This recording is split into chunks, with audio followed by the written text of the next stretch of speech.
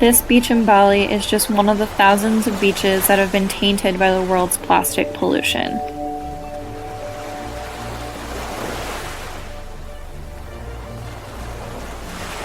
Many of us have heard the slogan, reduce, reuse, recycle. However, we were always pushed to focus on the recycle than truly valuing the need to reduce. As said from SierraClub.org, in early 2018, China stopped accepting our plastic waste. Yes, half the plastic and much of the paper we put into our recycling bins do not go to our local recycling center. Instead, it was stuffed onto giant container ships and sold to China. Now, massive amounts of plastics and poor quality recyclables are piling up at US ports and warehouses. If China doesn't come back, if we can't find places to send our recyclable waste, what happens? Well, I think the worst case scenario is programs stop. Meaning we stop recycling. That's sort of the worst case scenario. At the moment, some states are already giving companies waivers to throw out recyclables. It's happening in more than a dozen states, including Massachusetts, where more than 4,000 tons of paper stick recyclables and more than 10,000 tons of glass have been sent to landfills. All of us live on one planet. As of now, this is the only planet we have. Changing our personal lifestyles is not as hard when we realize the significance it will make towards the ecosystem we rely to survive on. Due to the current state of our climate and collective waste and overconsumption, we must take the steps to reduce our waste, live sustainably, and diminish our heavy carbon footprint. All of us are consumers. We survive from consumption. The necessary consumption of oxygen, food, and water. However, most of us humans overconsume past those means of survival. As said by World Centric, we are consuming a constant increasing amount of goods and services.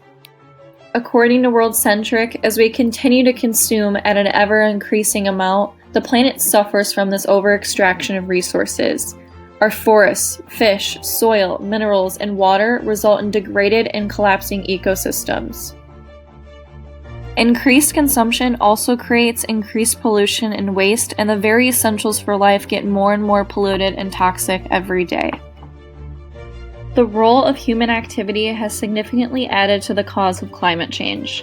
However, when you add in the waste and trash we contribute, the numbers skyrocket. According to an article from Time magazine, the higher numbers are especially significant because trash and landfills release methane gas, a greenhouse gas that contributes to climate change. The Environmental Protection Agency estimates that landfills are the third leading cause of methane emissions in the United States. While this is a detrimental dilemma to our environment, I will tell you that there are possible solutions that can be done. We must act on sustainability and adapt it as a lifestyle.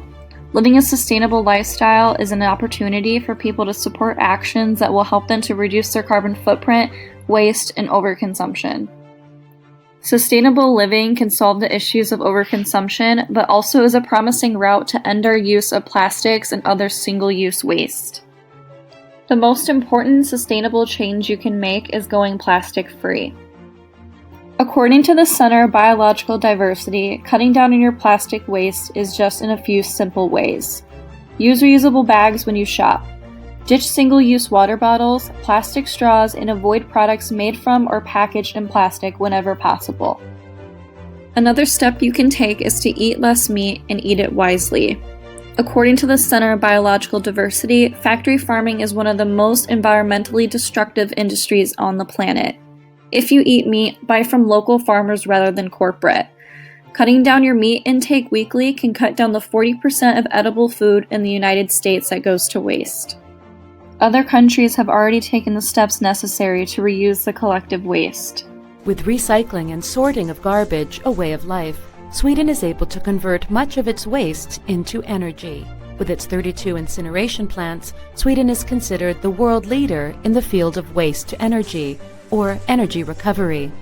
In Helsingborg, in the south of Sweden, about 40% of households get their district heating from garbage incinerated at the brand new Filborna plant. We all need to make the changes to live more sustainably and take in consideration to live with less waste. Implementing these changes in our lives will lead to brighter, greener futures.